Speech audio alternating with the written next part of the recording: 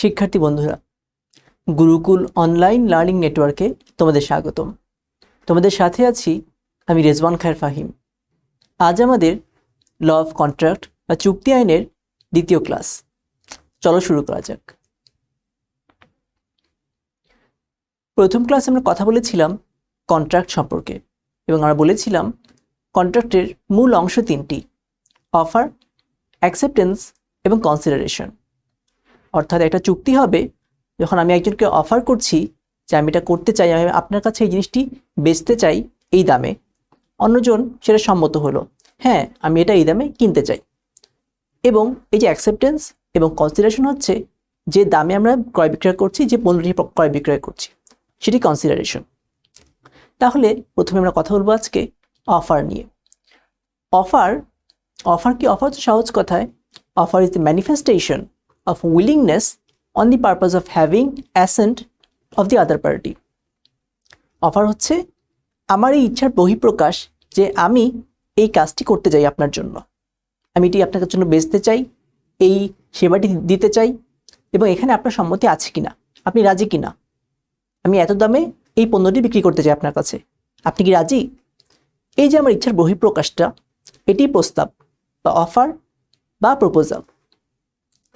Offer দুই রকম হতে পারে, জেনারেল, স্পেসিফিক। জেনারেল অফার কি?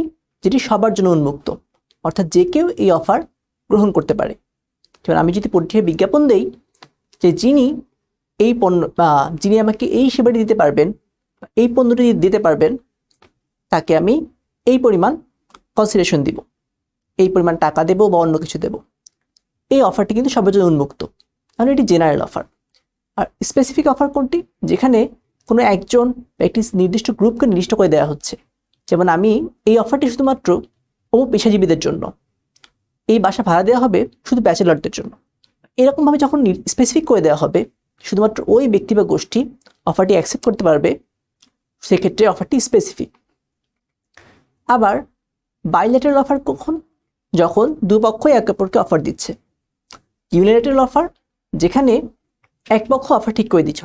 একটু আগে আমি যেটি বললাম যে পত্রিকাটি বিজ্ঞাপন দেয়া, এরকম ক্ষেত্রে এক পক্ষই অফারের শর্তাবলী ঠিক করে দিচ্ছে এবং সে অফার দিচ্ছে, অন্য পক্ষ তার সেই কাজটি করার মাধ্যমে সে অফারটি অ্যাকসেপ্ট করবে। এখন আমাদের আইনে কন্ট্রাক্ট লতে অফার কীভাবে আছে? অফারকে এখানে বলা হয়েছে প্রপোজাল বা প্রস্তাব। কন্ট্রাক্ট অ্যাক্টের সেকশন 2 এতে বলা আছে, when one person signifies to another his willingness to do or to abstain from doing something with a view to obtaining the assent of the other to such act or abstinence, he is said to make a proposal. যখন একজন person signifies to another, অন্যজনের কাছে প্রকাশ করছে তার willingness, তার ইচ্ছা, to do or to abstain from doing something, যে আমি এটা করতে চাচ্ছি বা এটা থেকে বিরত থাকতে চাচ্ছি। অর্থাৎ অফার কিন্তু পজিটিভও হতে পারে কিছু করা, নেগেটিভও হতে পারে কিছু না করা। আপনি যদি আমাকে এত টাকা দেন তাহলে আমি কাজটি করব না, আপনি যদি অন্য জায়গায় না যান তাহলে আপনাকে আমি এত টাকা দেব। এই যে এখানে কিন্তু নেগেটিভ অফারও হতে পারে। With a view to obtaining the assent of the other, যে এবং আমি তাকে বলছি এই উদ্দেশ্যে যে সে সেটিতে রাজি কিনা, সম্মত কিনা। Two such act or অ্যাবস্টিনেন্স he is সেই টু মেক আ প্রপোজাল, বলা হবে তাহলে আমি একটি প্রপোজাল দিয়েছি, প্রস্তাব দিয়েছি।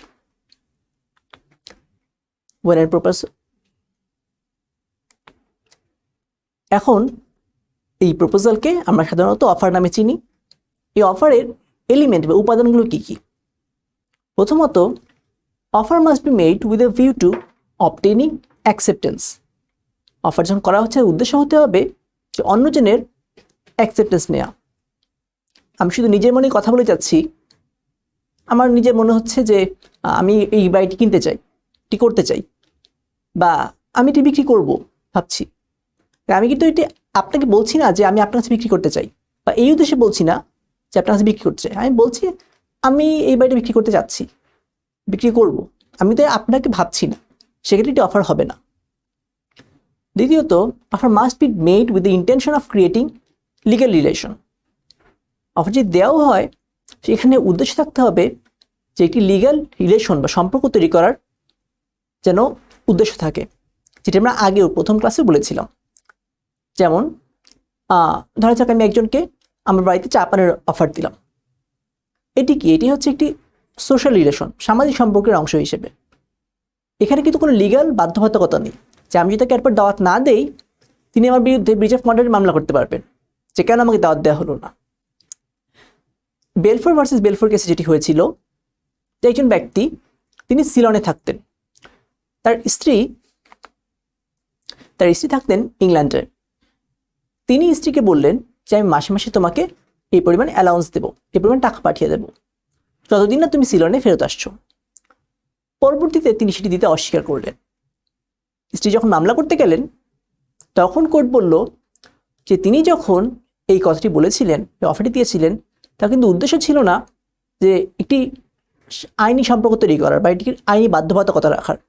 স্বামী যখন স্ত্রীকে বলছেন যে তোমাকে মাসে মাসে এই পরিমাণ টাকা পাঠাবো যতদিন না তুমি ফেরত আসো, এখানে আইনি সম্পর্ক তৈরি করার বাধ্যবাধকতা মধ্যে মনে ছিল না যে না হলে মামলা করে দেবে। পাশাপাশি এখানে আরেকটি কারণ ছিল যে এখানে তিনি শুধুমাত্র বলেছেন, এখানে অন্যপক্ষ অ্যাকসেপ্টেন্স করেছেন কিনা এমন কিন্তু হয়নি। সো অফার হলেও অ্যাকসেপ্টেন্স না হওয়ার কারণে এটি কন্ট্রাক্ট হয়নি। সো এই ক্ষেত্রে এই বেলফোর ভার্সেস বেলফোর মামলায় এই কারণে আদালত ব্রিচ অফ কন্ট্রাক্টের দাবি খারিজ করে দেন। তৃতীয়ত, terms of offer must be definite, unambiguous and certain. অফারের শর্তগুলো বা কথাগুলো হতে হবে স্পষ্ট এবং সেগুলো ব্যর্থবোধক হওয়া যাবে না। ধরা যাক আমি যদি বলি যে আমার একটি লাল পায়রা এবং সাদা পায়রা আছে, আমি একটা 3000-এ একটা 5000 বিক্রি করব। এই যে অফারটা দিচ্ছি এর মধ্যে কিন্তু স্পষ্ট নয় যে কোনটা 3000-এ কোনটা 5000-এ বিক্রি করব। তার মানে এখানে কিন্তু একটি আনঅ্যাম্বিগুয়াসনেস আছে। এই ক্ষেত্রে কিন্তু এটি অফার হবে না। আমাকে স্পষ্ট করে বলতে হবে কোন পণ্যটি বা কোন সেবাটি আমি কত দামে বা কোন কনসিডারেশনে বিক্রি করতে চাচ্ছি। চতুর্থত হচ্ছে offer must be communicated to the offeree. আমি যে অফার করছি সেটি তার জানতে হবে, তার কাছে পৌঁছতে হবে। আমি অফার করলাম সেটি জানতে পারলো না তাহলে কিন্তু অফার হবে না। যেমন লালমান শুক্লা ভার্সেস গৌরী দত্ত, এই কেস যেটি হয়েছিল গৌরী দত্তের ভাতিজা হারিয়ে গেল, তাই কোথাও খুঁজে পাওয়া যাচ্ছে না। গৌরী দত্ত তার সার্ভেন্টদের খুঁজতে পাঠালেন, লালমোহন শুক্ল ছিল তাদের মধ্যে একজন। লালমোহন শুক্লকে পাঠিয়ে দেওয়া হলো। সে চলে যাওয়ার পরে তখন গৌরী দত্ত এদিকে একটি হ্যান্ডবিল প্রচার করা শুরু করলেন যে তার ভাতিজাকে খুঁজে পাবে তাকে 501 রুপি পুরস্কার দেওয়া হবে। এর মধ্যে যারা সার্ভেন্টে খুঁজছিল তাদের মধ্যে লালমোহন শুক্লা পেয়ে গেল এবং সে ভাতিজাকে ফিরিয়ে নিয়ে আসলো। আসার পর সে জানতে পারলো যে এরকম একটি পুরস্কার ঘোষণা করা হয়েছে, তখন সে পুরস্কার দাবি করলো। এখন কিন্তু গৌরী দত্ত দিতে অস্বীকার করলেন। তখন কোর্টের কাছে যখন গেল, কোর্ট বলল যে এখানে অফার ছিল ঠিক আছে, কিন্তু এই অফারের কথা কিন্তু লালমোহন শুক্লা জানতেন না। লালমোহন শুক্লা যখন বেরিয়ে গেছেন খোঁজে তখন কিন্তু জানতেন না যে এরকম একটি 501 রুপির অফার দেওয়া হয়েছে, অর্থাৎ অফারটি তার কাছে কমিউনিকেটেড হয়নি। সুতরাং এক্ষেত্রে তিনি সেই সুবিধাটা পাবেন না, এখানে তার কাছে কোনো অফার হয়নি। তাই অফারের কাছে অবশ্যই কমিউনিকেটেড হতে হবে। পঞ্চম, offer can be express or implied. মুখেও বলা হতে পারে, স্পষ্ট করে লিখিতভাবে হতে পারে, অথবা কাজকর্মের মধ্যেও ইমপ্লাইড থাকতে পারে। Offer may be specific or general, এটা আমরা ইতিমধ্যেই বলেছি। Offer should not contain a non compliance term which amounts two acceptance. যে অফারে এমন কোনো কথা শর্ত দেওয়া যাবে না যেটা না করলে ধরে নেওয়া হবে অ্যাকসেপ্টেন্স হয়েছে। অ্যাকসেপ্টেন্স পৃথকভাবে হতে হবে। অফারে বলে দেওয়া যাবে না যে আপনি যদি উত্তর না দেন আমি ধরে নেব আপনি অ্যাকসেপ্ট করে নিয়েছেন, এরকম শর্ত থাকা যাবে না। 8 বলা হচ্ছে offer must B distinguished from a মিয়ার স্টেটমেন্ট অর ইন্টেনশন। অর্থাৎ আমি বললাম আমি বাড়িটি বিক্রি করতে চাই, এই বাড়িটি আমি 10 লাখ টাকা বিক্রি করতে চাই, এটি কিন্তু আমার ইচ্ছার প্রকাশ, এটি কিন্তু ক্লিয়ারলি একটি অফার না। নবম, offer must B distinguished from invitation to offer বা ট্রিট। এটিকে বলা হয় ইনভিটেশন টু ট্রিট, অর্থাৎ আমি তার সাথে কন্ট্যাক্ট করার জন্য তাকে আমন্ত্রণ জানাচ্ছি। তো আমি বললাম আপনি বাড়িটি কিনতে চান, আমি 10 লাখ টাকা বিক্রি করতে চাচ্ছি।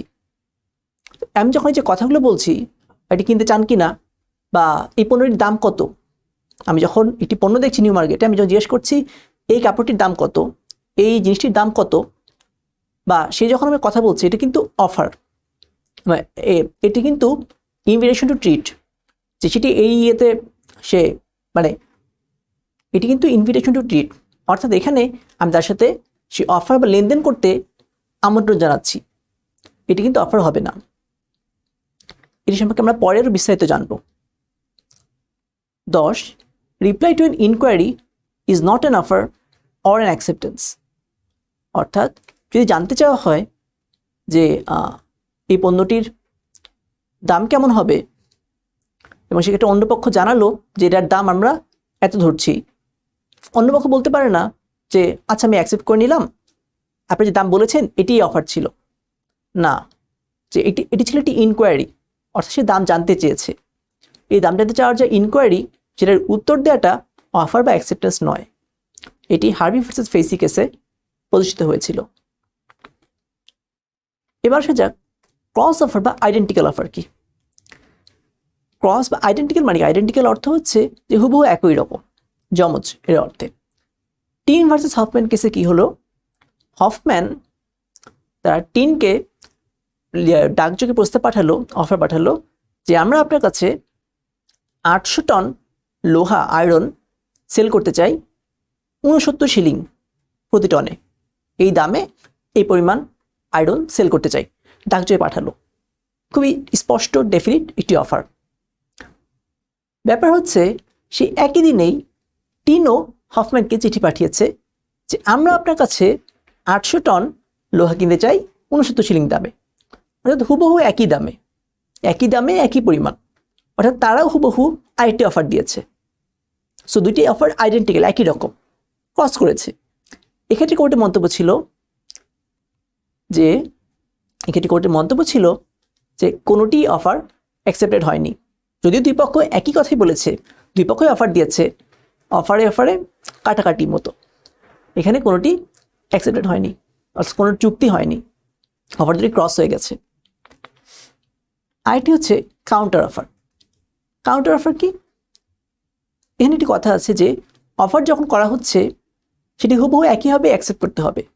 আপনি যদি আমাকে বলেন যে এই জিনিসটা 300 টাকায় বেচবো, কিনবেন কিনা, আমাকে 300 টাকাতে রাজি হতে হবে। আমি যদি বলি যে না আমি 200 টাকায় দেবো, 200 টাকা দেবো, বা 200 টাকা আপনি দেবেন কিনা, তখন সেটি নতুন একটি অফার হয়ে যাবে। আমি যখন বলছি 200 টাকা দেবে কিনা, সেটি আমার পক্ষ থেকে একটি অফার যে আপনি 200 টাকা আমার কাছে বেচবেন কিনা, আমি 200 টাকা দিতে রাজি, বেচবেন কিনা।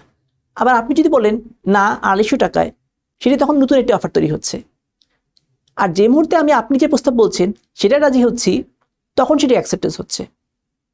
অর্থাৎ অ্যাকসেপ্টেন্স হতে হবে যে অফার দেওয়া হয়েছে হুবহু সেরকম, মিরর ইমেজ রুল, অর্থাৎ অফার যেমন হবে অ্যাকসেপ্টেন্স হুবহু তেমনই হবে। যদি না হয়, যদি ভিন্ন শর্ত লাগানো হয়, আপনি বললেন 300, আমি বললাম 200, বা আপনি একরকম বললেন, আমি বললাম না অন্য রং করে দিতে হবে গাড়িটা, বা অন্য শর্ত দিলাম, এরকম ক্ষেত্রে সেটি নতুন একটি অফার তৈরি হচ্ছে, এটি বলছে কাউন্টার অফার। এই কাউন্টার অফার বলে কি হয়, যে অরিজিনাল অফারটা ছিল 300 টাকার অফারটা, সেটা বাতিল হয়ে যাচ্ছে এবং নতুন একটি অফার 200 টাকার অফার সৃষ্টি হচ্ছে। কেসটি ছিল হাইট ভার্সেস রেঞ্জ। এই কেসে কি হলো, রেঞ্জ তার একটি ফার্ম বিক্রি করবেন, হাইটকে জানালেন $1200। হাইট ভার্সেস রেঞ্জ, এই কেসে কি হলো, রেঞ্জ হাইটকে জানালেন 1200 পাউন্ডে তিনি তার ফার্ম বিক্রি করতে চান। হাইট বললেন না, তিনি কিনবেন না। রেঞ্জ পরবর্তী বললেন 1000 পাউন্ডে। হাইট তাতেও রাজি হলো না। হাইট উল্টো বলল 950 পাউন্ডে। এবার রেঞ্জ রাজি হলেন না এবং হাইটকে জানিয়ে দিলেন যে না আমি 950 পাউন্ডে বিক্রি করব না। তখন হাইট বলল যে না আমি আপনার আগের 100 পাউন্ডেই রাজি, অর্থাৎ সে তখন অ্যাকসেপ্ট করছে 100 পাউন্ডের অফারটা। সমস্যা হচ্ছে রেঞ্জ যখন প্রথমে 1200 টাকার অফার দিয়েছিলেন 1200 পাউন্ডের, হাইট সেটি রিজেক্ট করে দিয়েছেন, ওই অফার শেষ। আবার রেঞ্জ যখন 1000 পাউন্ডের অফার দিলেন, হাইট সেটি অ্যাকসেপ্ট না করে হাইট যখন 950 বলেছেন, তখন রেঞ্জের 1000 টাকার অফারটি বাতিল হয়ে গেছে, রিজেক্ট হয়ে গেছে। তখন কোন অফারটি কার্যকর, সেটি হচ্ছে 950 অফার। রেঞ্জ এটা রাজি হলেন না, তখন এই অফারটিও বাতিল। এখন হাইট সেই 1,000 টাকার অফারে আর অ্যাকসেপ্ট করতে পারেন না, কারণ যখন কাউন্টার অফার দিয়ে ফেলেছেন তিনি 950 অফার কাউন্টার অফার, তখন আগের অফারটি বাতিল হয়ে গেছে। অর্থাৎ এই কাউন্টার অফার এর ফলে কিন্তু আগের অফারটি রিজেক্ট হয়ে যাচ্ছে, নতুন অফার ক্রিয়েট হচ্ছে। শিক্ষার্থী বন্ধুরা, আমরা অফার সম্পর্কে এবং ইনভিটেশন টু ট্রিট সম্পর্কে পরবর্তী ক্লাসে আরও বিস্তারিত জানব। আজকের ক্লাস এটুকুই। ক্লাসটি ভালো লেগে থাকলে লাইক, কমেন্ট এবং সাবস্ক্রাইব করার অনুরোধ রইল, এবং কোনো মন্তব্য থাকলে কমেন্ট বক্সে জানাতে ভুলবেন না। ধন্যবাদ।